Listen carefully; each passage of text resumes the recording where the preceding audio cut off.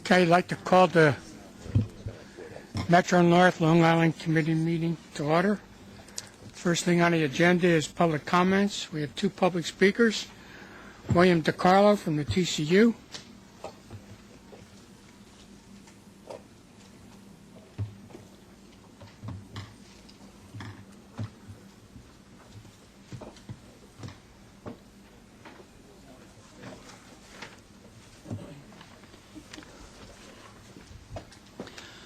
Good morning. Thank you for hearing me this morning.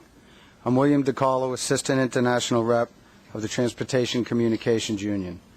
We represent over 2,000 members on the Long Island and Metro North's railroads. We're in very difficult financial times. We at the TCU recognize the politicians in Albany have not stepped up to properly fund the MTA. They are forcing you to reduce operating costs and cut services now offered to the public. Some of the cuts you have made, like mid-level administration cuts, were needed and necessary.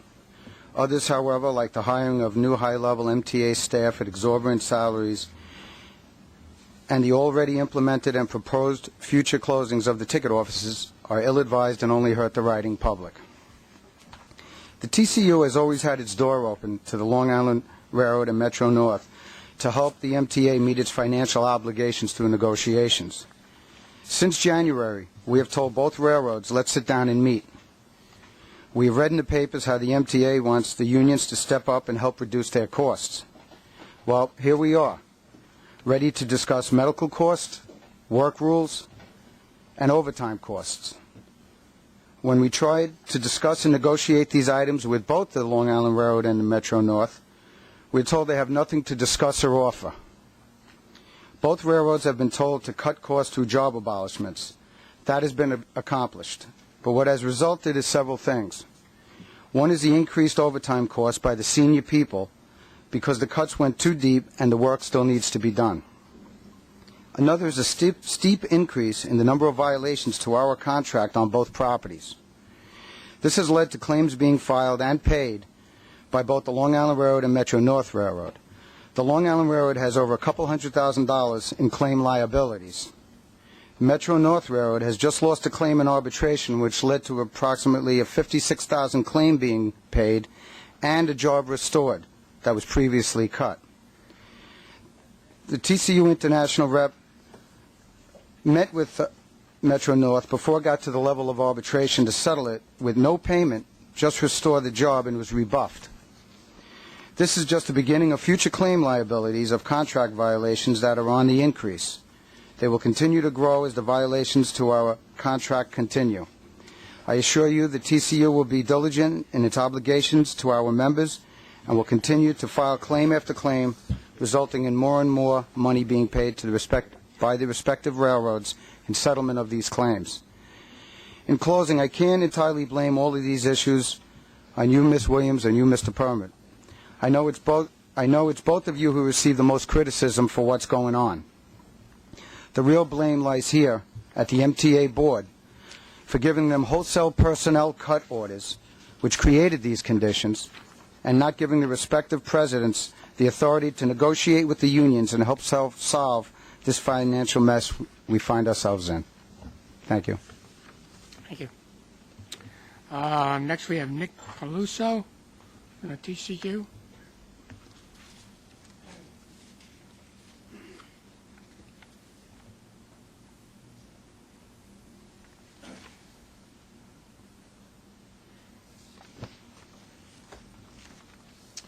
Good morning. Thanks for hearing me today. My name is Nick Peluso. I am local chairman for Lodge 177, Transportation Communication Union. I represent the ticket sellers and the travel information clerks on the Long Island Railroad. Over the past few months, we've been hearing how we must reduce costs and increase revenue. You can't help but wonder who's making the decision on what is important to staff and what is unnecessary. One glaring example is all the money the Long Island Railroad has lost at Citi Field. To only staff Citi Field on Friday, Saturday, and Sunday was a terrible management decision. By not staffing the weekday games, the LIRR is allowing over 2,500 people per game get on and off the train without any tickets being collected. Even by Mrs. Williams' own admission, over 30% of the riders are riding for free.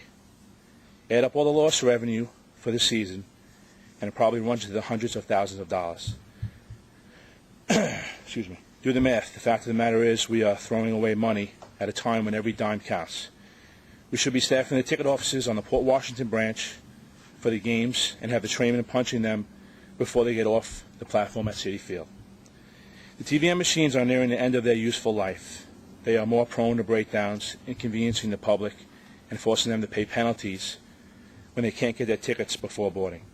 Those customers who want to utilize the ticket windows are forced to wait in line behind the trainmen who are turning in their cash reports. As more stations close, as is proposed, there will be fewer places for the trainmen to go. As a result of this number of trainmen tying up the windows for up to 15 to 20 minutes at a time will only increase to unbearable levels. Is this good management? You tell me. The TCU has been trying to improve the customer service on the Long Island Railroad and Metro-North Railroad through negotiations, but no one has been listening. Let's get creative. The TCU can help and work with the Long Island Railroad and Metro-North Railroads to better serve the riding public. All it takes is a phone call. Thank you for your time. Thank you. I need a motion to approve the minutes as submitted, please. Get a second? Second. All in favor? Carried. Next, I'd just like to wish Ronnie Hakem the best. This is her last meeting, and we're going to miss you, but good luck in your new adventure. Okay. Status of operations. Yeah, Jim, can I, Sure. just on that, I wanted to also introduce to the committee Sue Doring. Sue is now, effective today, our new Senior Director of Stations and Customer Service.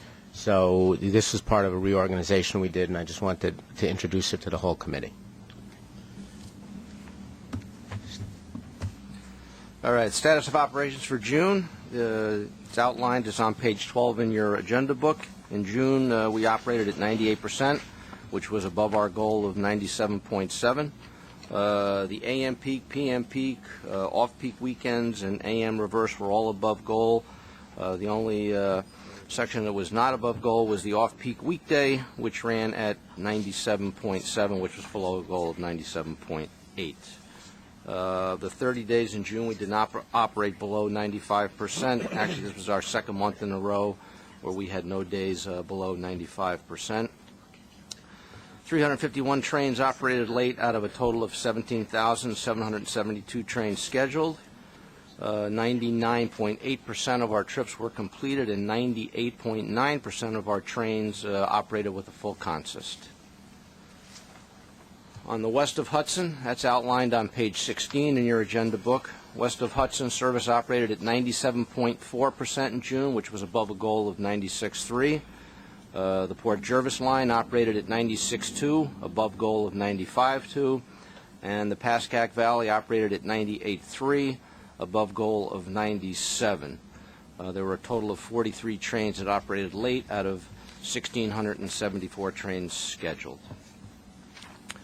For OTP, I just want to bring to light one thing that did take place in July. I know we're not reporting on July, but we did have a wire incident in July, on July the 10th, which actually resulted in 60 late trains. It happened at Greenwich. Some of you may have known about it. We actually had two trains stranded on account of this, one in the eastbound direction, one in the westbound direction. And also there was an Amtrak stuck in behind one of our trains. This took place somewhere around 3 o'clock, 3:15 in the afternoon. By 7 o'clock, we were able to open up one track and ran a shuttle service. So if you were going from Grand Central to New Haven, you wound up having to take three trains. We basically operated two electric shuttles, one from GCT up to New Rochelle. Then you get on a diesel train and go to Stamford, and then we electric from Stamford up to New Haven. By early Sunday morning, we got everything back. Actually, by 10 p.m., we were able to get back the two inside tracks, 1 and 2, to run an electric service for the rest of the evening. And then early Sunday morning, we got everything back. This really put us in a hole for the month of July. We ran 85% that day, and currently for the month of July we're at 96.9. So between the heat and this wire incident, We've had a rough go in July, but I just wanted to bring you up to speed on that wire incident. MDBF, very, very good month. That's outlined on page 18 of your agenda book. In May, we actually had an MDBF of 207,245 against a goal of 110,000, and year-to-date we're at 161,507, and all categories of the fleet were above goal for the month of May. And if you have any questions, I'll try to answer them. Any questions?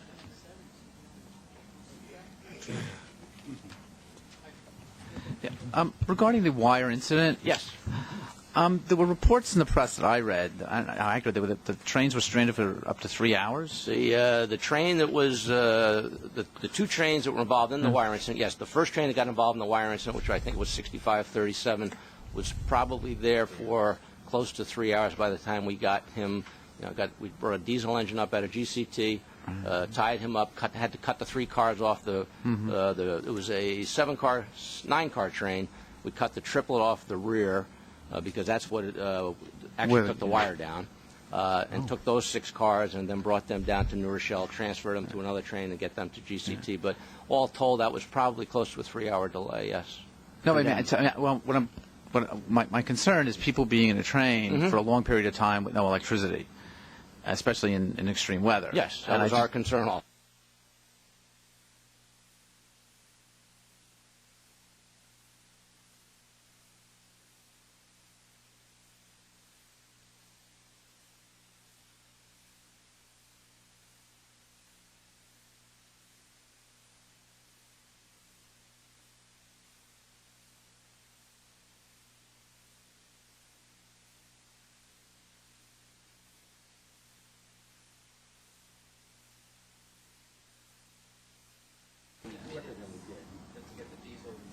Yeah, Ira, let me just add a couple of things to it. First, be aware that the incident started on a wire about 30 miles east of where the incident occurred, where we're still running. As I think I reported to the committee, we have the wire in Connecticut. It's over 100 years old.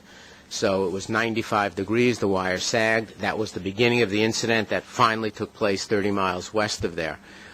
We make, as Bob said, every effort to get people off the train. That's the first thing we do. We had diesel trains moving within minutes of the wire coming down to get in position. But it's many times you can't transfer people because it's on a curve. You can't do a train-to-train transfer. So each incident is handled differently. We do at the very best, though, what you say, and with the police, we will typically bring water to trains. We'll open doors. We do what we can.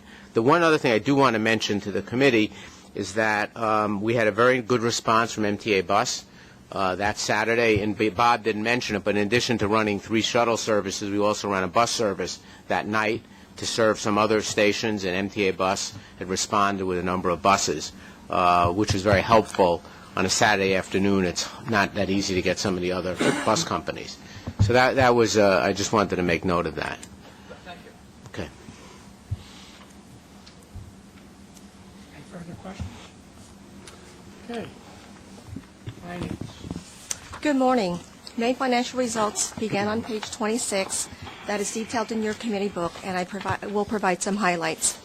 Year-to-date May results shows that we continue to bear the fruits of our cost reduction efforts while we see ridership rebound. The month of May, net deficit of $46 million is favorable to the budget by 19%. Year-to-date May net deficit of $263 million is also favorable to the budget by 15%. And year-to-date cash deficit of $141 million is favorable to the budget by $63 million. This equates to the fact that we are taking $60 million less in subsidies from MTA, $14 million less in subsidies from CDOT, and utilizing available cash balances at the beginning of this month of about $11 million. Other operating revenues of $19 million year-to-date as of May also continues to be favorable to budget by almost 18%, once again reflecting higher advertising revenues, higher GCT net retail revenues.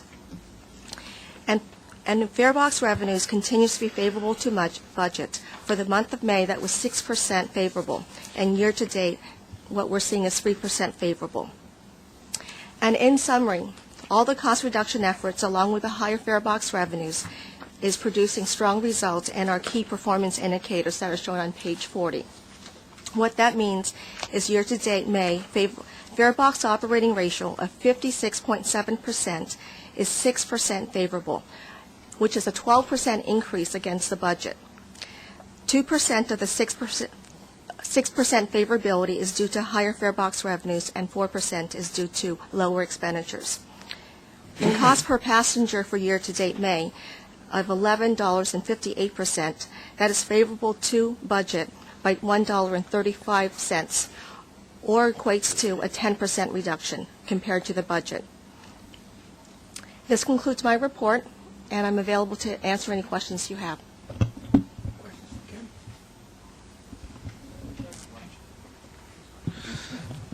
On the full-time positions chart that mentions how many people that we're doing very well total, but the specific question I have is for training. There's 14 less people, less full-time equivalents than we budgeted. And I just wonder. It seems like for such a small unit, it seems to be a lot, and I just wonder why that is. Yeah, let me answer that. The answer is yes, it is. We have a real challenge right now in training, in filling all the jobs. We have a major problem of compression, whereby the people in the positions are being paid. Many of the people who fill them come out of the ranks, let's say, for conductor training, and the pay rates for the training positions are lower than what they would earn as working as a conductor. So that's a significant problem. That's been part of it.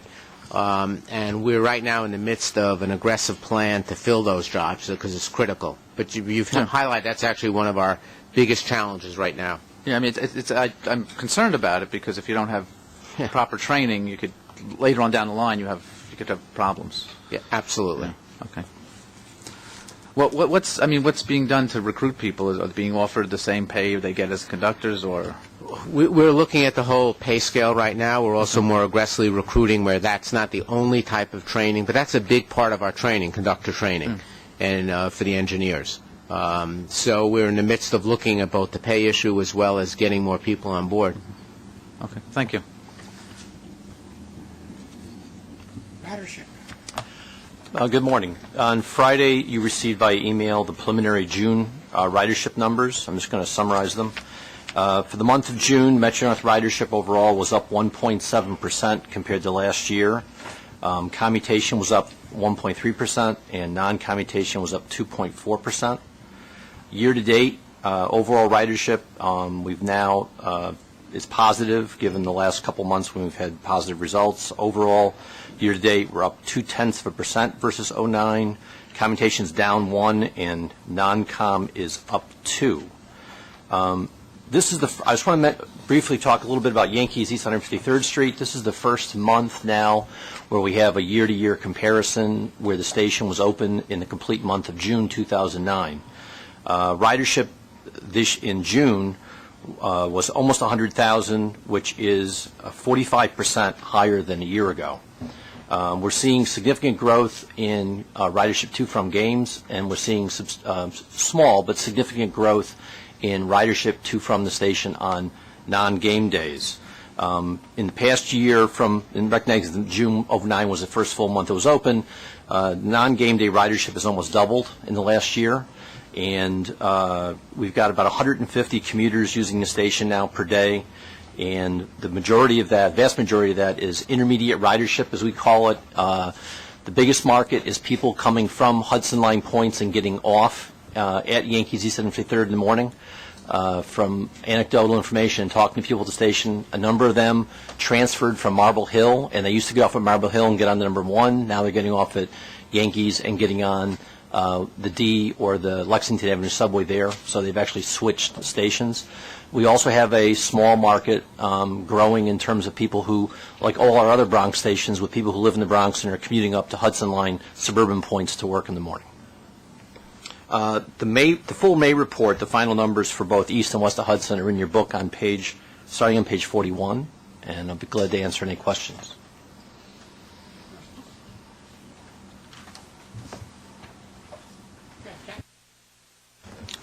Good morning. The capital report begins on page 52 in your book, and I'd like to give you a couple of brief highlights. Firstly, Track 3 between Tarrytown and Ossining will be going back into service on August 1st. As you know, that track has been out of service while we've been doing station rehab work. We're going to open up 6 car lengths of the new platform at Tarrytown, and Phillips Manor, Scarborough, and Ossining will be completely opened. The only work left at Ossining will be the northeast stairway. On the Harlem line, we've begun a drainage project. As you know, we've had some terrible flooding problems in the vicinity of MO, so we started a project between Mott Haven and Fordham where we're trenching along the tracks and tying into the subway, the city sewer systems, and we're hopeful that will be go a long way towards alleviating the problems when we have major rainfalls. Quick update on the cars. There are only 8 cars left up in Canona, the coaches, so that program is starting to wind down, thankfully. And the M8, the testing is ongoing. As you know, we've got 8 pilot cars on the property. There are 2 of the first production cars should be just east of the canal right now on their way to Baltimore. The testing is ongoing between, actually over the whole railroad, and it's going very well. Right now it's a process of setting all of the parameters so that we can do the performance testing. The cars have been received very well by the crews that are operating them and everybody that's been that has had an opportunity to look at them, and we're very hopeful that that's going to go very smoothly for the rest of this year, and we'll start putting cars in service at the end of the year. Have any questions? Thank you. Good morning. I'll be summarizing the employee and customer injuries through May, and the information can be found in your books beginning on page 55. Year-to-date employee injuries in 2010 total 69.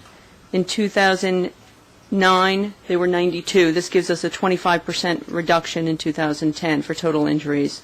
Our lost time employee injuries in 2010 are now 38 compared to the 2009 lost time number of 54, which gives us a 30% reduction in lost time injuries. The lost time and restricted duty frequency index was 2.23 in 2009 as compared to 2010 of 1.80, giving us a 20% reduction. Our total customer injuries in 2010 are 68 compared to 74 in 2009, which gives us an 8% reduction in total customer injuries.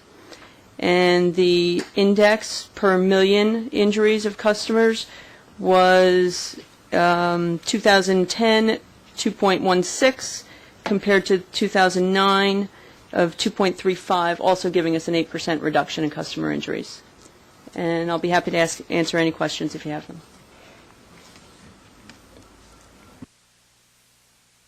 Information item. Yeah, we have one information item which is going to be at the Real Estate Committee, and this is for the board to approve a friendly condemnation with Fordham University. This has been a project that Metro North and MTA Real Estate staff have been working on with the Fordham University for the better part of 3 years. It's a win-win for both parties. When the university built new dormitories, they needed to build a retaining wall, which is adjacent to our east-northbound track. Where they built the wall provided space for us to be able to expand our platform at Fordham. That station is severely overcrowded with all the growth of the reverse ridership. We'll now be able to build a full-width platform that will be able to serve the number of people who are using that station. So with this action, we will get the land, and then we have money in the capital program to build this new platform. So this will be a major improvement for reverse commuters coming out of Fordham. Questions for Howard? Action items. Okay, we have 2. The first one is a joint one with the Long Island Railroad to increase parking fees.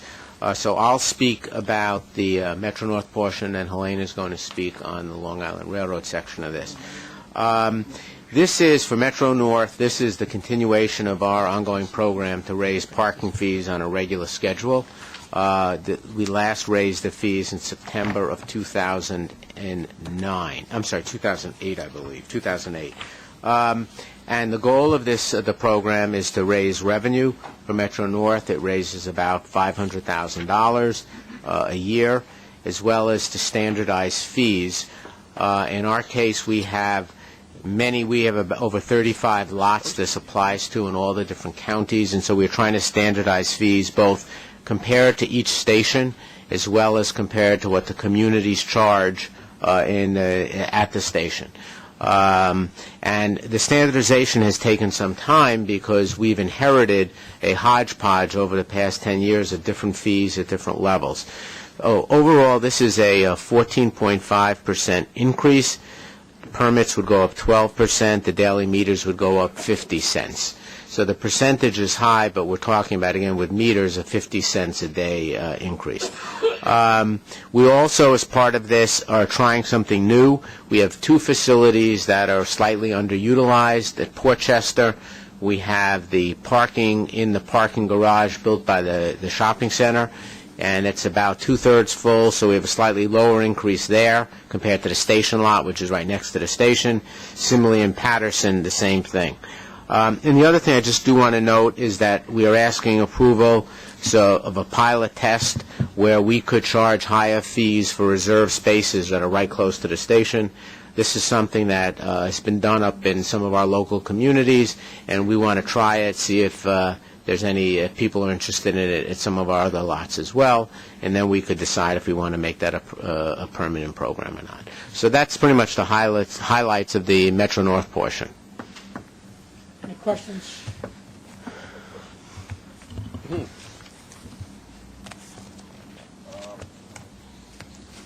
One more time. When fares go up, you have some damper effect.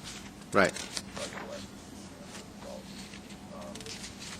I assume there's a similar sort of assumption with parking. How much do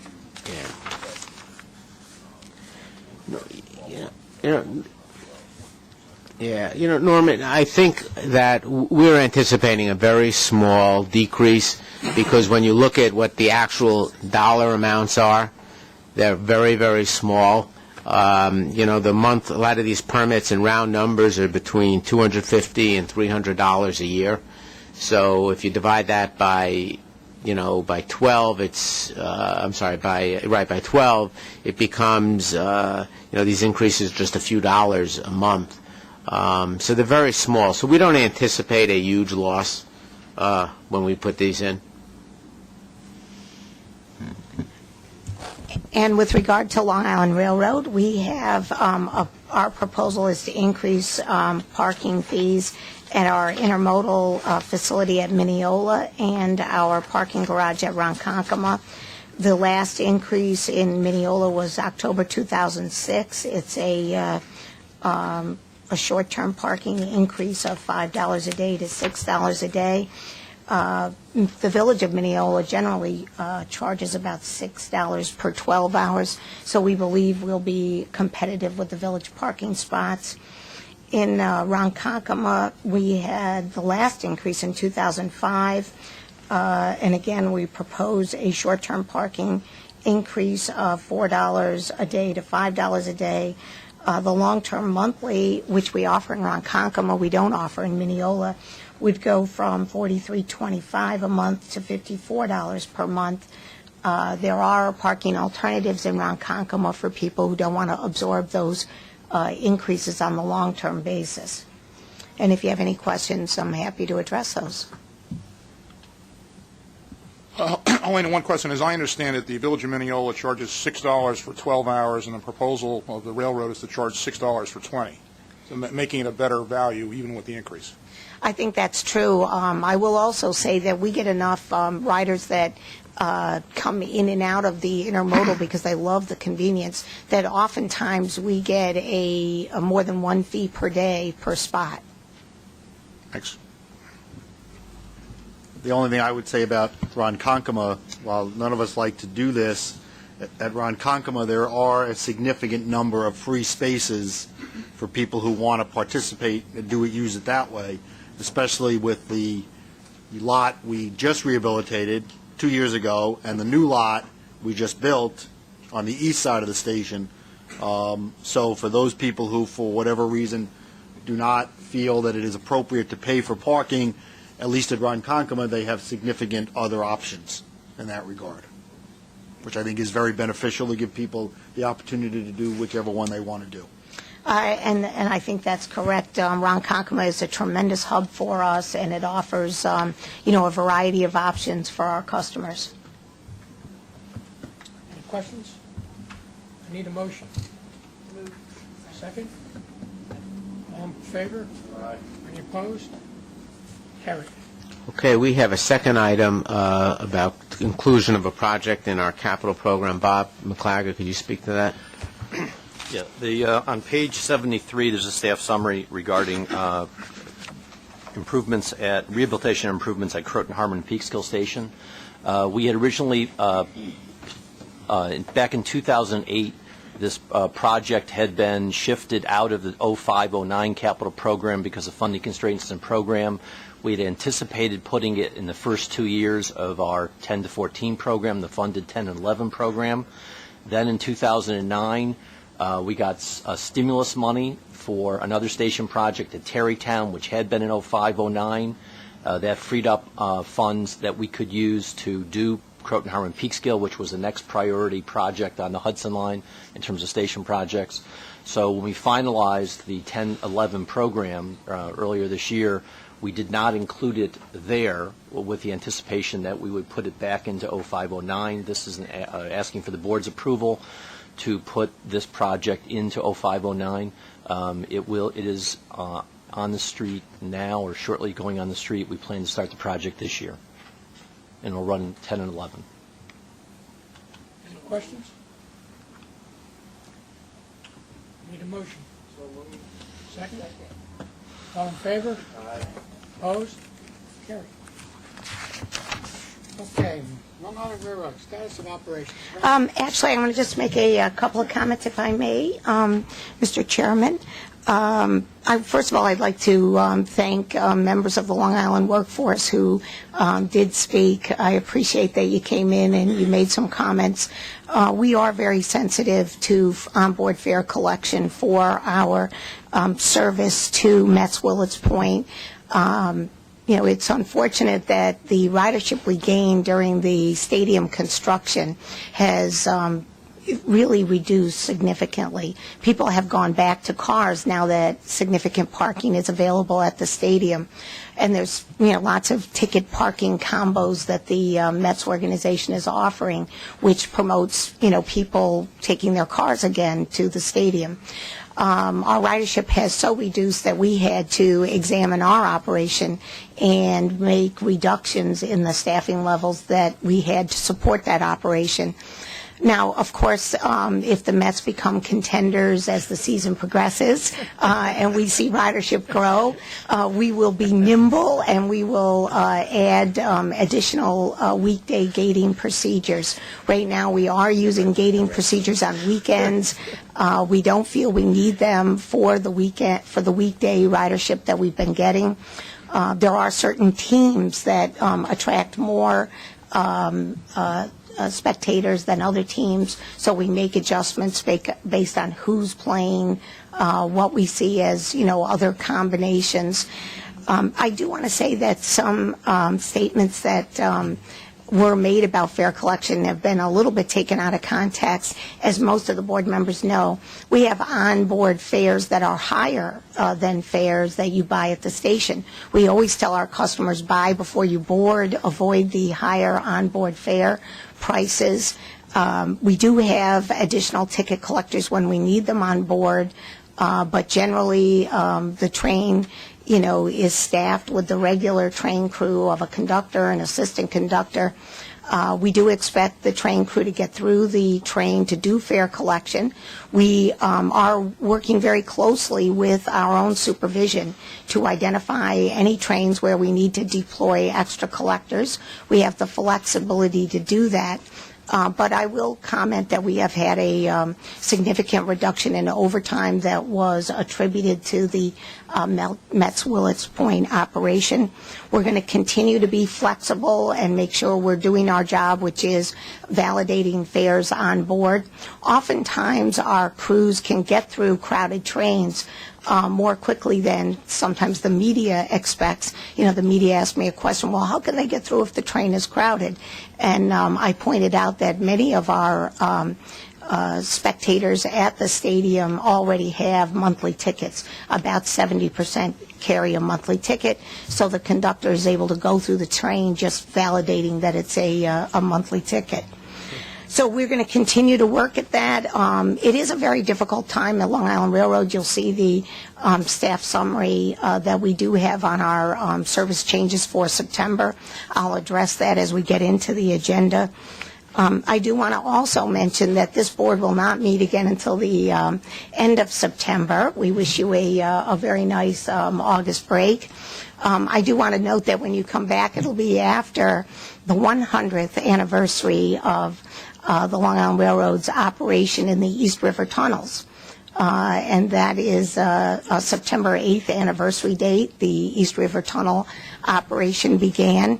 I do want to say, of course, how proud we are of our partnership with Amtrak in maintaining our operations out of Penn Station. It is extremely important to the Long Island's operation, and it always will be. I do want to note, and you'll see it in the operations report, that we are very focused on working with Amtrak to ensure that we have long-term strategies for renovating, renewing, and revitalizing the Penn Station operation from a track, signal, circuit, relay, and cable perspective. I think that track maintenance has always been a high priority for both of us. But you'll see several incidents in our monthly operations report. I think there were 5 incidents involving Amtrak delays.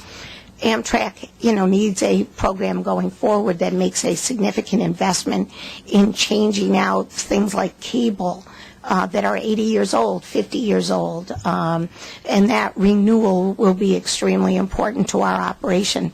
Finally, I have to add my words of thanks to Ronnie Hakem. Ronnie has just been an outstanding person to work with at MTA Capital Construction. She has a unique blend of really understanding the construction industry in New York, understanding how to do strategic procurements. She has been very generous with her time in helping to develop my staff and making us think in more strategic ways to deal with what was as many of you remember before the Great Recession started, an incredibly hot construction market, everybody building. It was very difficult for the MTA to get competitive prices. It was part of her creativity, and she bridged a time period when Mike was coming on board after Mysore left, and was able to really bring a tremendous expertise in how to respond to that industry and get us better prices. So, Ronnie, I say thank you, and you're going off to a new world in highways in New Jersey. We'll miss you, and we need your phone number, because I'm sure we'll be calling you. With that, I am going to turn to Ray for the operations report. Good morning, everyone. The Long Island Railroad Operating Report starts on page 74 of our committee book. And I'll note at the outset that the Long Island Railroad's on-time performance goal for 2010 is 95.1%. Our on-time performance for June of 2010 overall was 92.15%, with the AM peak finishing at 96.05%, the PM at 86.10%, and the off-peak ending at 92.46%. Our year-to-date OTP ending June 30th overall is 93.35%, with the AM peak at 93.42%, the PM peak at 90.17%, and the off-peak ending at 93.94%. There were 4 100% rush hours during June. 4 occurred in the morning. All 4 occurred in the morning. Year-to-date, there have been 29 100% rush hours, which include 20 in the morning and 9 in the PM peak. Our AM car availability was met 21 of 22 days in June.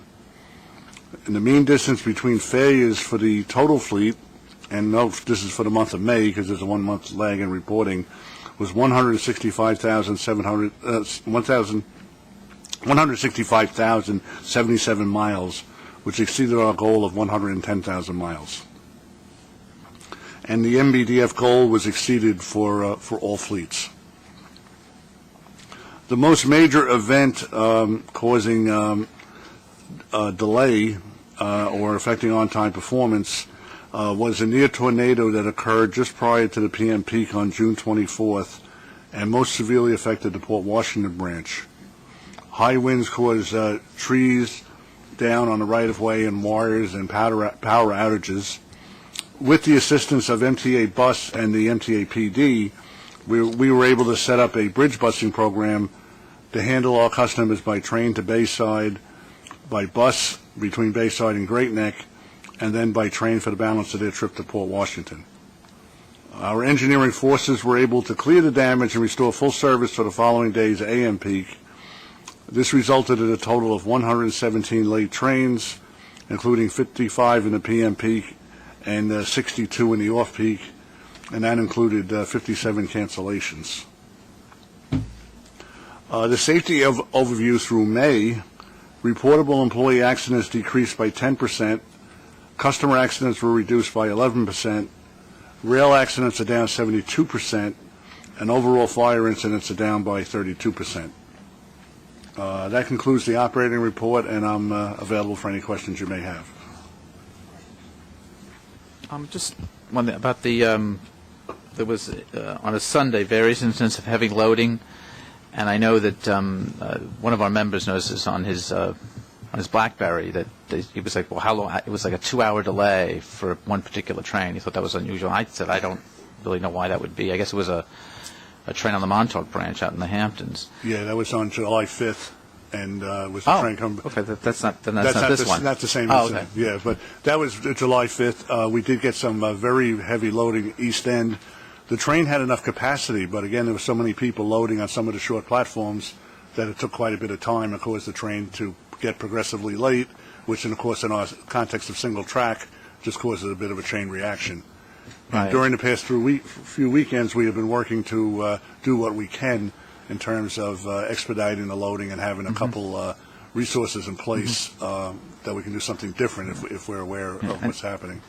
Speaking of ticket collection, also, I know historically has been an issue on some of those trains. Although they run for long distance, you should be able to collect the tickets afterwards. But I know and this is going back many years. I just wonder if there's been any. I know that's been a concern of the Commuters Council. I don't think anybody on Commuters Council rides those trains regularly, so I don't know. But I'd just be concerned about that type of, when you have heavy loading, about ticket collection also. Same issue with Yeah, and we expect the crew members to get through, and as you mentioned, they do have time. Yeah. Okay. We would say there is one unique phenomena that is developing with some of the Montauk trains at the end of the weekend. Many young people want to buy a ticket on board, and they show up with no cash. And they're used to using debit cards, at Starbucks and everywhere, and we do not have an onboard ability to do debit and credit cards. So we are increasing our customer communication and asking our younger riders if they would please show up with cash or buy before they board. Yeah. Right, but I think it's that, drop and go approach. They get dropped Right. at the station, they board, and they think they're going to be able to pay. So we're increasing our communication strategies on that as well. But maybe you should put an ATM machine at the station and with high fees at the Actually, railroad to collect. that's actually one of the strategies we need to look at, and some additional TVMs, because we're noticing that is, even just it's growing in terms of prevalence. Okay. But we have made some adjustments to the service to ensure that we can handle the crowds. On July 5th, it was extraordinarily hot, and I think we had a 34% increase in ridership. Yes. Over the weekend, the 3-day week the year before, right? The Okay. last All right. 3-day weekend of that same type. Okay, thanks. Okay. Sorry, just two things, Elena. One, a compliment, both on the Port Washington line. One, a compliment. A couple of neighbors of mine, unsolicited, commented on the effective way that the offloading at Bayside was done on June 24th, and the unsolicited comments. Also on the Port Washington line, however, I'm a regular reader of the email alerts, and it just seems to me, and this is anecdotal and unscientific, but the number of email alerts related to delays on the Port Washington line, anecdotally to me, seems to have exploded over the last couple of months. Am I right about that, and is there some reason? The storms. For some reason, we feel as though Port Washington and that area is getting hammered with these very focused storms. We got our second tornado last night. Yeah, last night we had another incident involving Port Washington. And we've had some scattered, storms that just seem to affect that area. But we'll be watching it.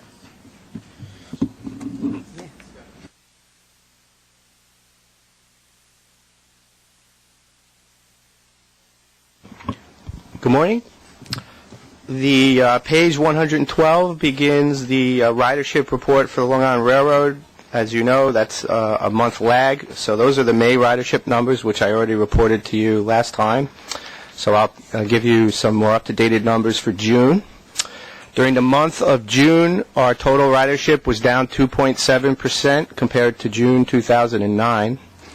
Commutation ridership was down 1.9% compared to the same month last year. However, that was our best month of the year, and that's perhaps an encouraging sign for commutation going forward. Perhaps there was a net gain of 2,000 jobs in the New York City region year to year, so that may be a positive. On non-commutation for the month of June, ridership was down 3.7%. But that was due in large part to what happened last year. If you recall, there was a fare increase and there was a surge of 10 trip purchases last year in the month of May, which is in the month of June, which is likely skewing that year-to-year comparison. Also, last year there was the Golf Open in Nassau County on Long Island, as well as a potential Triple Crown winner at Belmont Stakes. So there were a lot of things happening last year that were not in play this year. Despite all that, total number of non-commutation tickets sold grew from 2.9 million in May to 3.1 million in June of this year. Also, leisure travel is up 43%. Year to date, through June, we've carried 40 million riders, which is 2.5% less than 2009. Despite that, we're exceeding our budget estimates by 0.6%. Shows the budget was conservative. Commutation is down 3.6% through June. Through May, it had been down 4%, so you can see it's slowly we're sort of catching up to what the slow ridership earlier in the year. Non-commutation is down 0.9% through June, and those are the ridership numbers. The budget and finance report for the month through May is on page 97. You may recall at the Finance Committee report last month, the MTA Budget Director had reported that the agencies were showing positive spending trends and exceeding their budget estimates, which was a positive, and you'll see that in some of these numbers. On the revenue side, through May, we've generated $295 billion in revenue, which is slightly unfavorable to the budget. However, most of that variance is due to the timing of capital project activity that we expect will pick up later in the year. The fare box revenue is $100,000 above budget through the month of May. On expenditures, total expenditures are $705 million through the month of May, which is 4.8% favorable to budget. On the labor payroll side, that's a $7.7 million favorable variance. Some of that is related to the existence of vacancies at the Long Island Railroad. As you know, there was some workforce reduction has taken place this year, and the budget does not yet reflect those changes, which will likely be included after the July plan is put into place. There were 198 vacancies at the end of May. That includes 59 administrative positions in the administrative departments and 82 reimbursable positions, again related to that capital, the timing of capital projects. Overtime is very important. Overtime control is very important at the Long Island Railroad. While we're $500,000 unfavorable to the budget, you may recall I've reported a few times that the budget assumes an 11% reduction over last year. So we are very close to that number. In hard dollars, we've spent $38 million on overtime through May, which is $6 million less than the same point last year, and 132,000 less hours of overtime have been worked through this point than last year. That's a 13% decrease. On the non-labor side, we're $20 million favorable to budget. Most of that is in materials purchases due to a variety of factors, the timing of maintenance, as well as our inventory management program. And there's also $8.7 million in favorable variance on the contractual side. To conclude, the year-to-date fare box operating ratio through May is 44.1%. If we exclude our unfunded pension liability, which is not an operating issue, the operating ratio would be 48.1%. That concludes the finance report.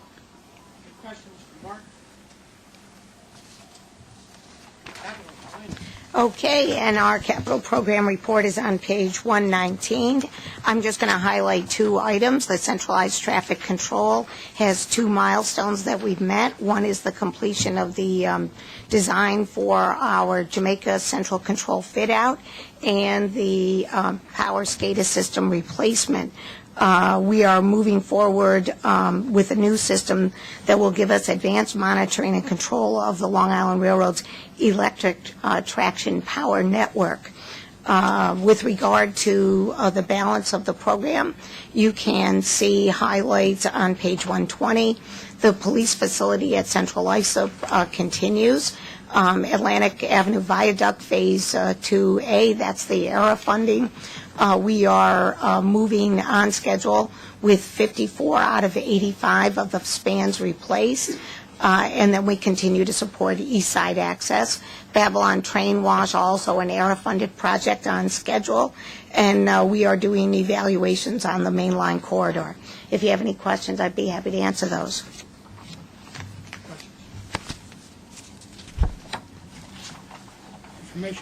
On page 122, we have an environmental audit.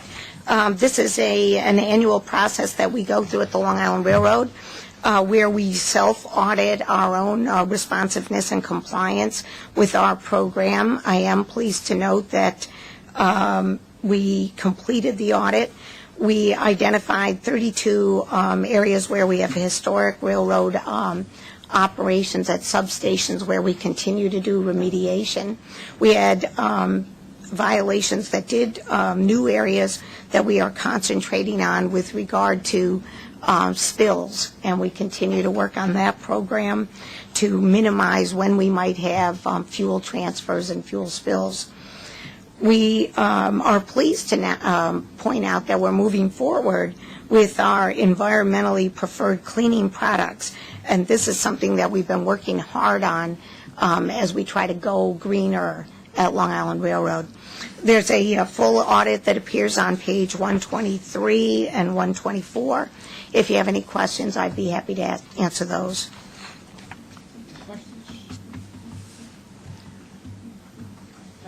The new timetable is presented in an information item at page 127. And again, I do want to point out that this reflects a service reduction program that was adopted by the board in March. This is our second part at the Long Island Railroad. I do want to note that there are significant service changes. As you will see on the Port Washington branch, we now go from our very valued half-hour service to hourly service. We, on the West Hempstead branch, go for a weekend elimination in service. And then there are a number of other trains that are eliminated, as you can see in the schedule.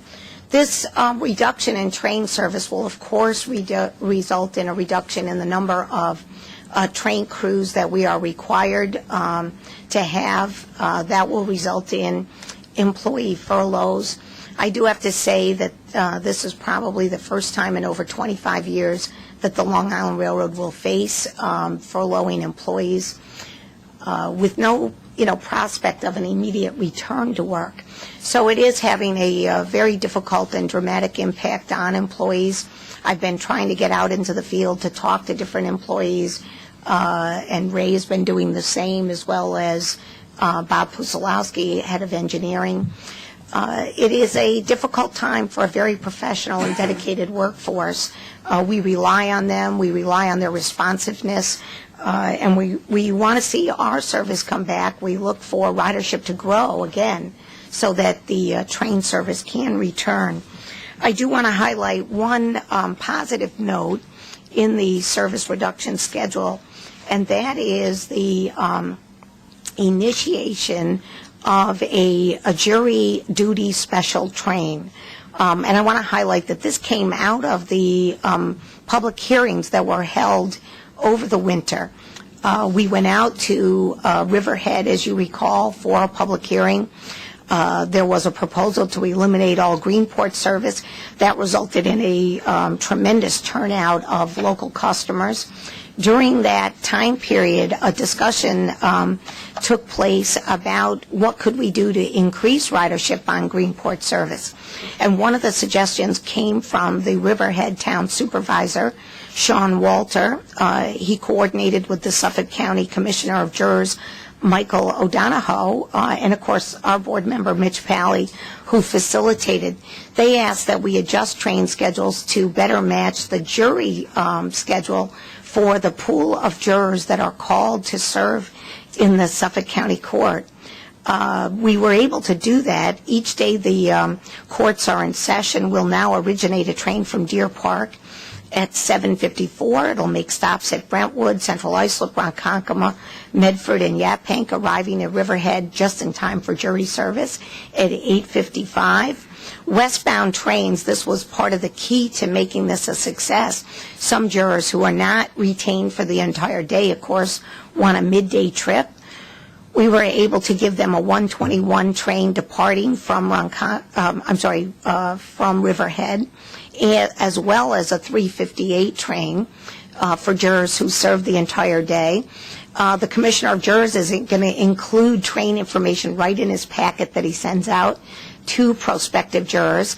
And the town supervisor, Sean Walter, I think he's personally working on restaurant discounts for any jurors, so that part of the information packet will be, well, you can, it's a very short 5-minute walk to Main Street and here are the restaurants that are giving juror discounts for lunch.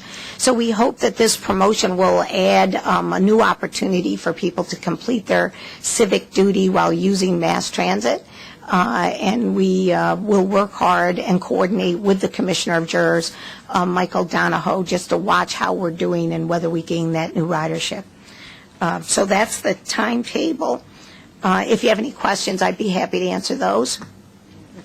I just wanted to thank Helena and her staff for the tremendous job they did on the Riverhead situation. This is something the people on the East End and the jury pool and the jury commissioner have wanted for a number of years, and our ability to accommodate them within the context of the changing schedule was very encouraging, and we're hopeful that prospective jurors will be able to take the train, since the train station and the jury building are right next to each other in downtown Riverhead, and accommodate the supervisor by using downtown Riverhead in a much more fashionable way during the day. So we're very hopeful that will be successful, and I want to thank Helena and her staff for making it happen. And the reason we put the letter in the jury pool letter is because while they might not read a letter from the railroad, they will read a letter from the Commissioner of Jurors, because there are negative consequences if you don't.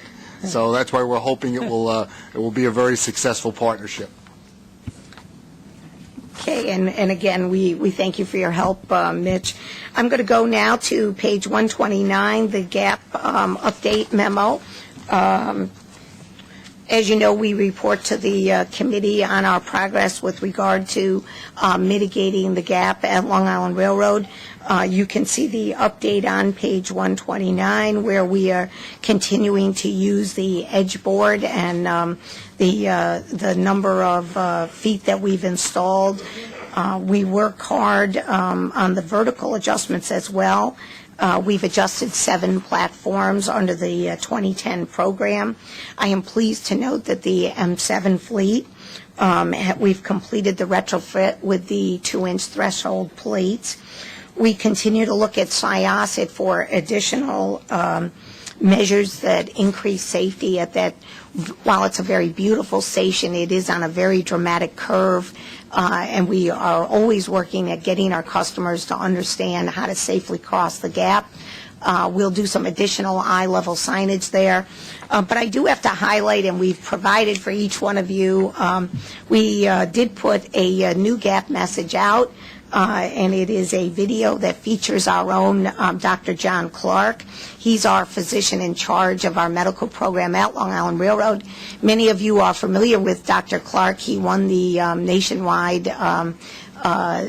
National Health Institute contest on H1N1, how to promote better cleanliness and safety practices when the MRSA virus was out. He was selected based on his health rap that he did.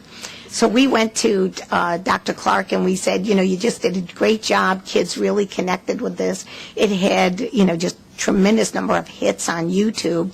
So we asked him to do a gap rap for us, and he was able to put one together. We've distributed it. We ask you to take a moment, take a look at it.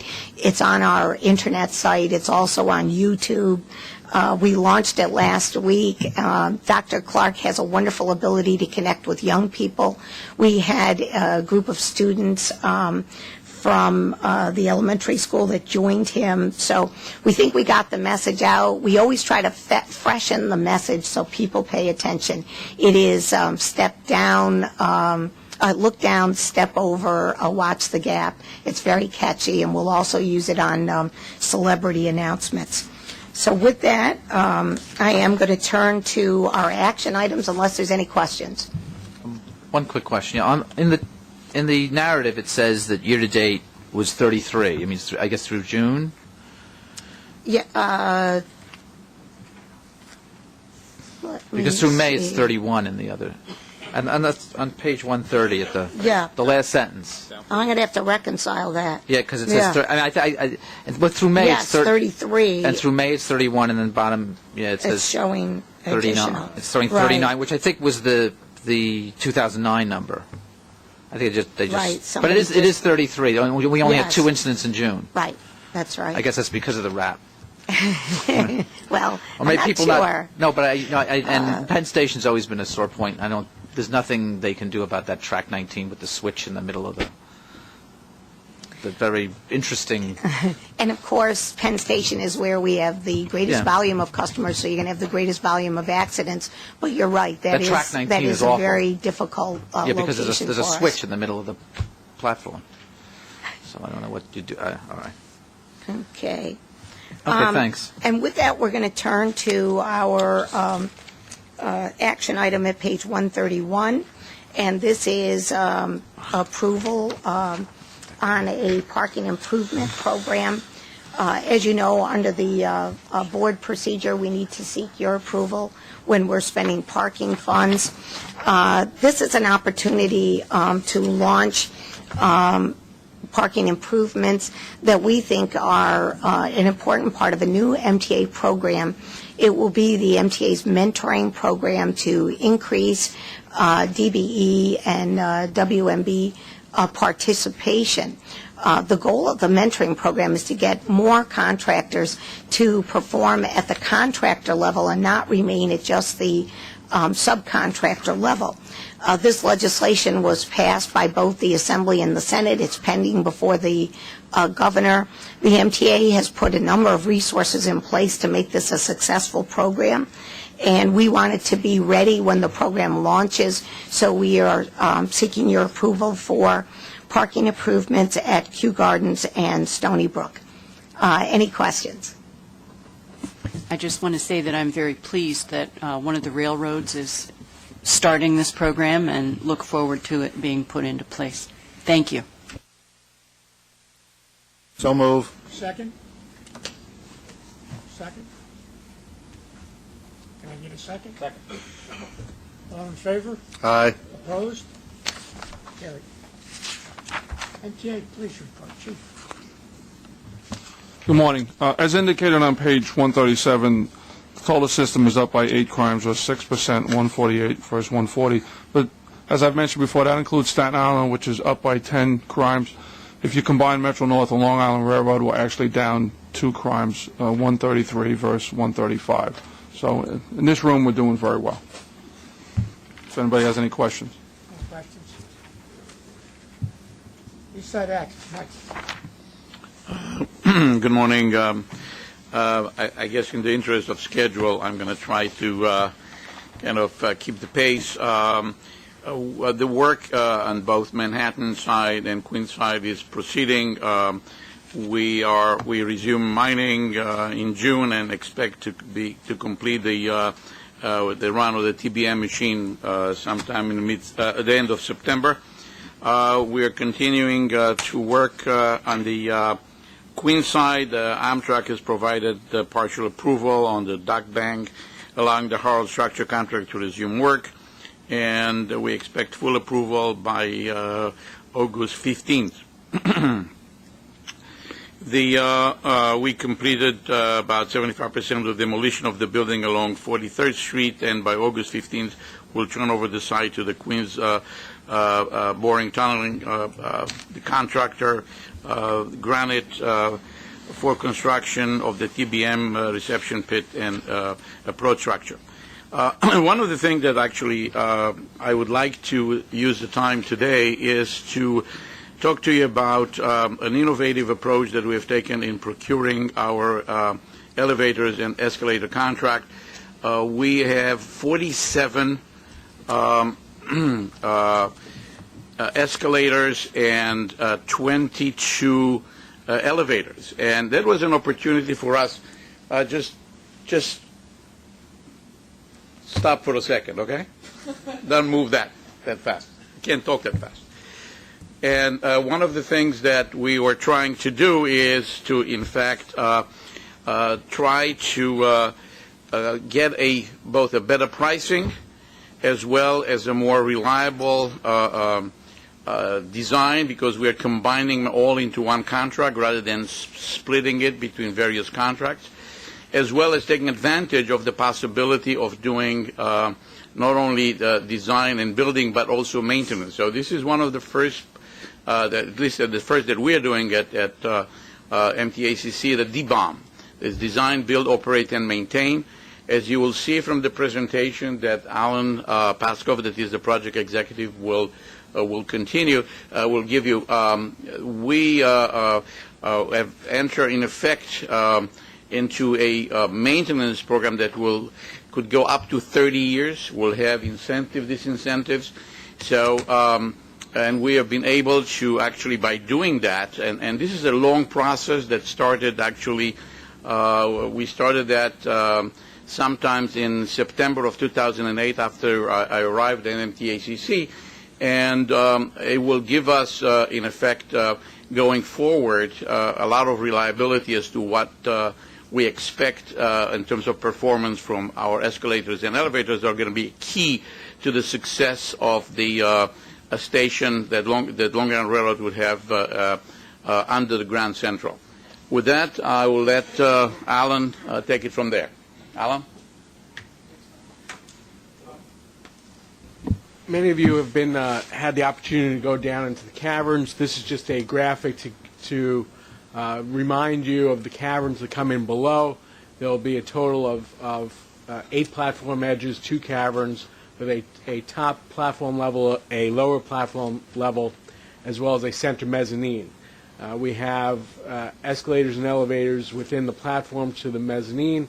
We have 17 high-rise escalators that take you from the mezzanine up to our new concourse, which is in the former Metro-North Madison Yard facility.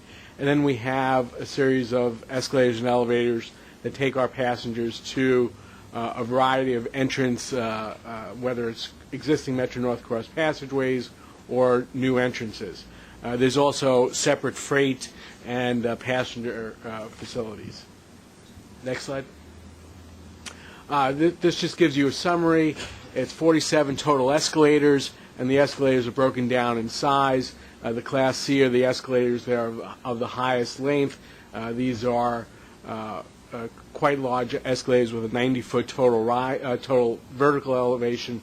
These are probably the largest escalators in New York City. All of the escalators will be planned to be run at this time at 90 feet per minute, but they're being designed and fabricated with the capacity to go up to 120 feet a minute if so chose in the future. On the elevator side, we have 22, 15 are passenger, and 7 are freight. As Michael said, a lot of work went into this starting back in 2008, and I'd like to say there's a cooperative effort with Metro-North and Long Island Railroad participation, both in the design side and the whole concept, as well as some input from New York City Transit. Back in the summer and fall of 2008, we held some workshops with the industry. We sent out a questionnaire at the end of 2008. That led to a formal request for expression of interest in the spring of 2009. We got 6 responses. The amount of dialogue with the industry allowed us ultimately to get 4 proposals, which was quite a success. Next slide. Some of the overall advantages to this type of procurement, as Michael said, we'll have one contractor who will supply both the escalators and the elevators, and will do help us with the final design, build, operate, and maintain. The specs were developed. It's a hybrid spec with input from all these organizations to get ultimately the best product that we can. And we went out with an RFP. It could not have been more successful. During the procurement part of today's meeting, we'll ask for committee approval and ultimately board approval for this contract, which came in nearly 50% under budget. And I think that's largely due to both the economy as well as the fact that there's the maintenance component attached to it. The advantage of the long-term maintenance for the Long Island Railroad and overall MTA users of East Side Access, we have the long-term maintenance up to 30 years. It's a performance-based incentives and disincentives, which means that if the contractor performs, they get money. If the contractor does not perform, there are significant disincentives monetarily and the ability to end the contract. We're requiring a presence 24/7 that includes on-site storage of equipment and spare parts, as well as the ability to bring the units back up into working order within 24 hours. And this just gives you the timeline beginning of the procurement phase. Again, we had, out of the 6 people who commented during our outreach, 4 submitted proposals in January. We negotiated with 2 and are seeking board approval today. Thank you.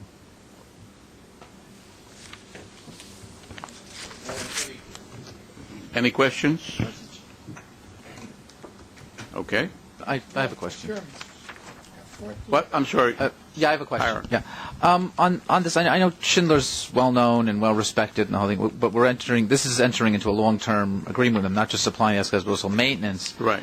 And I just want to be sure if something should happen to them that there's continued maintenance of the equipment, or is this a sufficient bond that we could go to that we know would be that we'd have someone to maintain these escalators in case Schindler defaulted at some point because there's been a history sometimes of contractors defaulting and us having difficulty in holding their feet to the fire and getting things done. So I would appreciate, we want to make sure these escalators and elevators are working and in working order after 2014, well, whatever, 2016. 16, that's right, okay, that's where we are. Right. Right. Not, mm-hmm.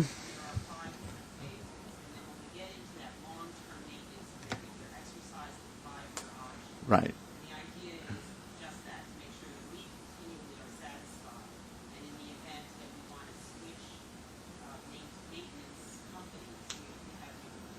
But right now, we're committed to 5 years after completion.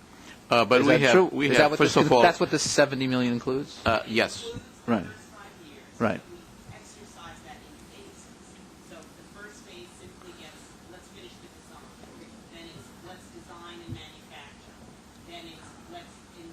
Okay. So we can get out. We have escape Okay. hatches all throughout. Okay. Okay. Plus, we have our suspenders by having various penalties, but at the same time, there are also pluses for the manufacturer that if they do perform, they get incentives. So I think it Yes. works both ways. Okay. Thank you. Okay, we have 14 procurements for $94,261,982. I'd like to get a motion in a second before discussion. So move. Second? Okay, time for discussion. Any questions? I just have a comment on the Texas A&M contract. I just want to applaud the Long Island Railroad for moving ahead with that. I think I'm looking forward to some very positive results there, and in working with the crews and the staff at the railroad. It seemed to be a very good program, something that I know Long Island Railroad Communities Council would very much support, especially the team effort. And it'd be good to see a year from now what happens. Also, I want to applaud the railroad for getting FRA funding in a time when we can't get. So I look forward to seeing the results of this. Maybe in a year the board could see. And the only question I have, I want to compliment the railroad, but I want to ask Metro North, how come you guys aren't doing it?